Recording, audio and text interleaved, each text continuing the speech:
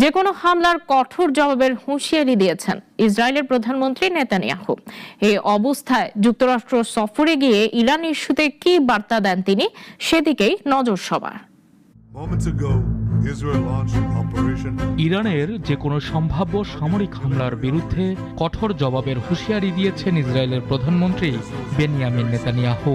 সাইপ্রাসের president ও গ্রিসের প্রধানমন্ত্রীর সঙ্গে যৌথ সংবাদ সম্মেলনে তিনি বলেন, ইসরায়েলের নিরাপত্তা নিয়ে কোনো ধরনের আপোষ করা হবে না।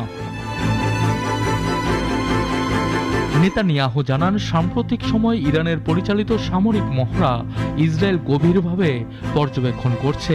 ইরানি গণমাধ্যমের দাবি অনুযায়ী তেহরান, ইস্ফাহান ও মাশহাদ থেকে ক্ষেপণাস্ত্র উৎক্ষেপণ করা হয়েছে, যদিও এসব উৎক্ষেপণের কোনো ভিডিও রাষ্ট্রীয় গণমাধ্যমে প্রকাশ করা হয়নি। এদিকে ইসরায়েলের রাষ্ট্রীয় সম্প্রচার মাধ্যম জানিয়েছে, আগামী 29 ডিসেম্বর যুক্তরাষ্ট্র সফরে যাচ্ছেন নেতানিয়াহু। সেখানে তিনি মার্কিন প্রেসিডেন্ট ডোনাল্ড ট্রাম্পের সঙ্গে বৈঠকে ইরানকে ঘিরে সম্ভাব্য সামরিক বিকল্পগুলো তুলে ধরবেন। একই সঙ্গে ইরানের ব্যালিস্টিক ক্ষেপণাস্ত্র কর্মসূচি সংক্রান্ত হালনাগাদ গোয়েন্দা তথ্য শেয়ার করবেন। এর আগে ইসরায়েলি সেনাপ্রধান জেনারেল আইয়াল জামির যুক্তরাষ্ট্রের সেন্ট্রাল কমান্ডের প্রধান ব্রাড কুপারের সঙ্গে বৈঠক করেন।